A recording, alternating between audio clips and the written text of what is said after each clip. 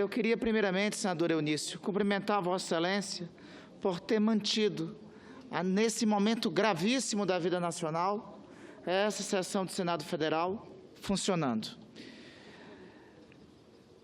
Quero, presidente, preliminarmente, dizer que manifestações de depredação do patrimônio público merecem o mais rigoroso repúdio de nossa parte. Não é aceitável participar de manifestação mascarado, senadora Lides. Eu e Vossa Excelência temos uma história forjada nas lutas sociais. Nunca estivemos em uma manifestação escondendo o rosto. Quem vai para a manifestação mascarado está encobrindo as verdadeiras, as más intenções que estão por trás daquela máscara. Ao mesmo tempo, senadora Lides, senhoras e senhores, o início da desestabilização institucional tem um nome e sobrenome. E não está na manifestação de hoje, não. O início da desestabilização institucional está no terceiro andar do Palácio do Planalto. As cenas de confronto ontem aqui no Senado, de confronto hoje lá no plenário da Câmara, e de depredação lamentável e condenável que ocorre nesse momento, que ocorreram neste triste e duríssimo dia na esplanada dos ministérios, tem um início.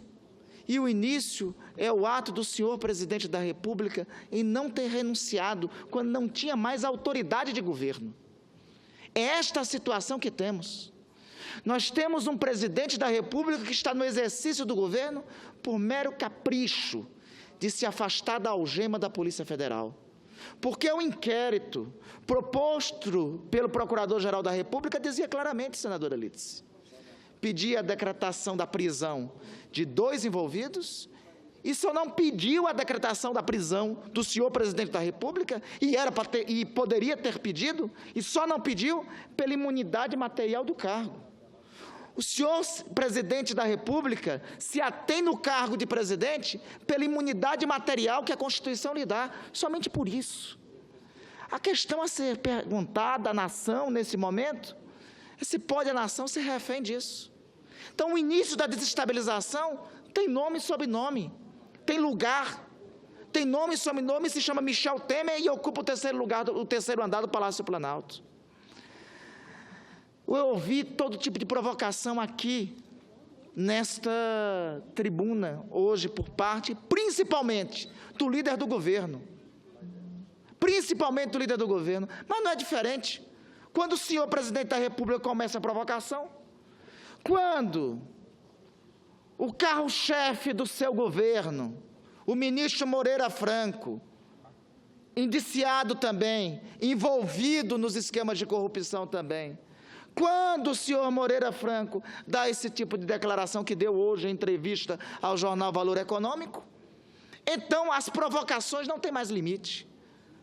Quero fazer questão aqui, senadora Lides, de reiterar, de destacar aqui o que disse o senhor Moreira Franco na entrevista de hoje Valor Econômico. Diz o senhor Moreira Franco o seguinte: o ministro acha difícil a eleição de alguém do Senado, e isso numa eventual eleição indireta. Mas ele diz mais.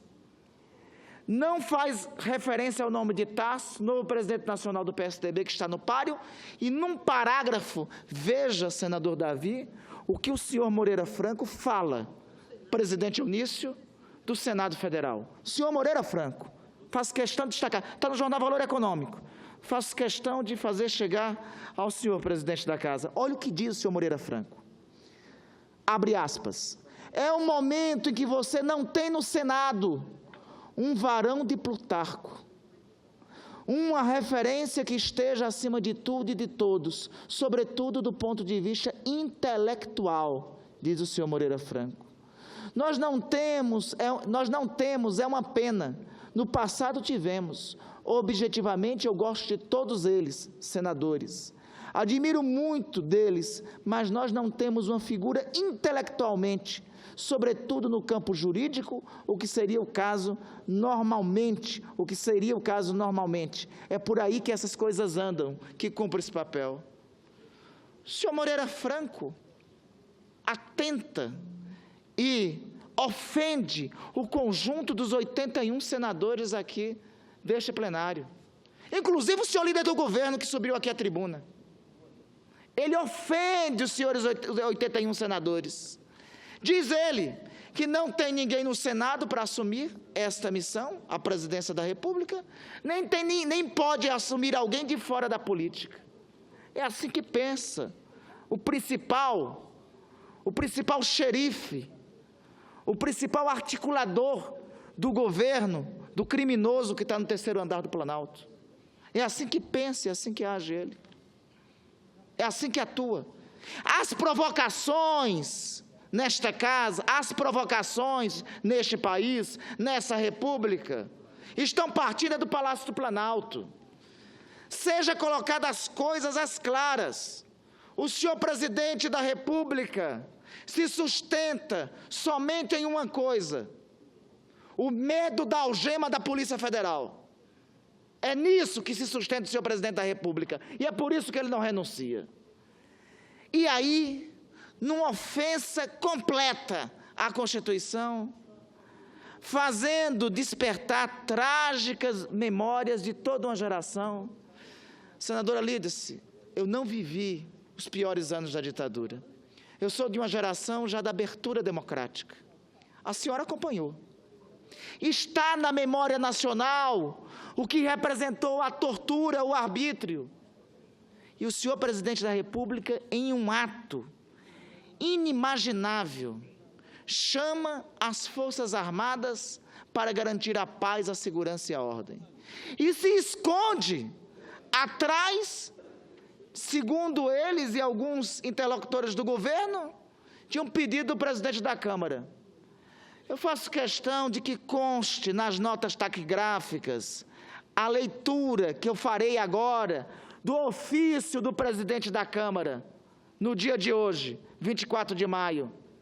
O senhor presidente da Câmara endereçou um ofício ao presidente da República, mas dizendo o seguinte: excelentíssimo senhor presidente da República, tendo em vista as manifestações populares que estão acontecendo nesse momento, nas proximidades do Congresso Nacional, solicita-se a imediata realização pela Força Nacional de Segurança Pública de atividades de coordenação, de ações e operações integradas de segurança em grandes eventos e nas adjacências dos edifícios do Parlamento. O que o presidente da Câmara pede claramente está aqui no ofício, que desavergonhadamente o líder do governo mente aqui da tribuna dessa casa. Mentiu o senhor líder do governo. Falou do ofício do presidente da Câmara, mas não falou do conteúdo do ofício do presidente da Câmara. O conteúdo do ofício do presidente da Câmara é solicitando a intervenção da Força Nacional, das Forças de Segurança. É este o conteúdo, está aqui, faço questão que seja registrado, que conste nos anais, para não prevalecer a mentira. Já chega de provocações e mentira por parte de um governo criminoso, por parte da lama que vem putrefada do terceiro andar do Palácio do Planalto. Não há pedido de intervenção das Forças Armadas. Mas o que é que faz o presidente da República? Numa provocação à nação, nesse momento grave da vida nacional, o presidente da República decreta que fica autorizado o emprego das Forças Armadas para garantia da lei e da ordem no Distrito Federal no período de 24 a 31 de maio de 2017. Ofende a Constituição, ofende o artigo 137 e ofende os demais dispositivos da Constituição, que diz que o emprego das Forças Armadas só deve vir quando frustrarem as operações das Forças de Segurança, quando forem frustrados o exercício, ou então, quando for necessária a decretação do estado de defesa, neste caso, com a necessidade de convocação do Congresso Nacional num prazo não inferior a 24 horas. Ofende a Constituição. É por isso, presidente senador Davi Alcolumbre, que eu comunico aqui que dentro em pouco, que ainda há pouco, nós protocolamos no Supremo Tribunal Federal mandado de segurança para que esse decreto inconstitucional do presidente da República seja suspenso. Também tem um projeto de decreto legislativo protocolizado por nós e um outro protocolado também pela senadora Vanessa, no mesmo sentido, para a suspensão desse decreto. Neste momento grave da vida nacional, esse tipo de provocação do presidente da República não interessa a ninguém. Não se escondam atrás dos atos de barbaridade que tiveram hoje em Brasília, que merece o repúdio de qualquer democrata desse país. Não se escondam por trás disso para fazer o chamamento da utilização das Forças Armadas. Como já foi dito aqui dessa tribuna, não serão as Forças Armadas que sustentarão esse governo e o presidente da República no cargo. Não adianta alguns parlamentares fazerem de conta que nada está acontecendo, porque está acontecendo. O Brasil vive uma gravíssima crise. A instabilidade é latente. E eu tenho confiança no compromisso democrático das Forças Armadas do meu país. Eu tenho confiança nos comandantes militares do Exército, da Marinha e da Aeronáutica, que não atenderão, que não aceitarão a provocação de um governo moribundo que quer se sustentar a qualquer custo no poder. Não está mais em debate, eu não vou debater aqui mais nem reforma trabalhista ou reforma da Previdência, porque esse debate não cabe. Como senhores, como aqui ainda querem debater isso, quando o presidente é denunciado pelo Procurador-Geral da República? E não adianta tentar debater a forma, se entrou com microfone, se não entrou com microfone, se tem a perícia do Molina. Pasme, a perícia do Molina. Um governo que não tem mais sustentação só pode sustentar na perícia do Molina. Não me venham com isso. Me venham, o povo brasileiro tem memória e tem inteligência para ouvir o que estava naquele diálogo, para saber o que estava naquele diálogo. Ofende a inteligência brasileira a entrevista que o senhor presidente deu no jornal Folha de São Paulo e a tentativa de cortinas de fumaça para mudar o foco da gravidade da crise nacional. O senhor presidente podia poupar a nação desses momentos dramáticos da vida nacional. Poderia poupar. Poderia construir uma conciliação nacional, até em função de algum programa de unidade. Mas não. Senhor presidente, é porque também isso não está na agenda do presidente, isso não está na preocupação do presidente. Repito, só uma coisa sustenta o governo do senhor Michel Temer: o medo da algema da Polícia Federal, o medo das investigações. Só isso, nada mais, sustenta ainda a possibilidade deste governo.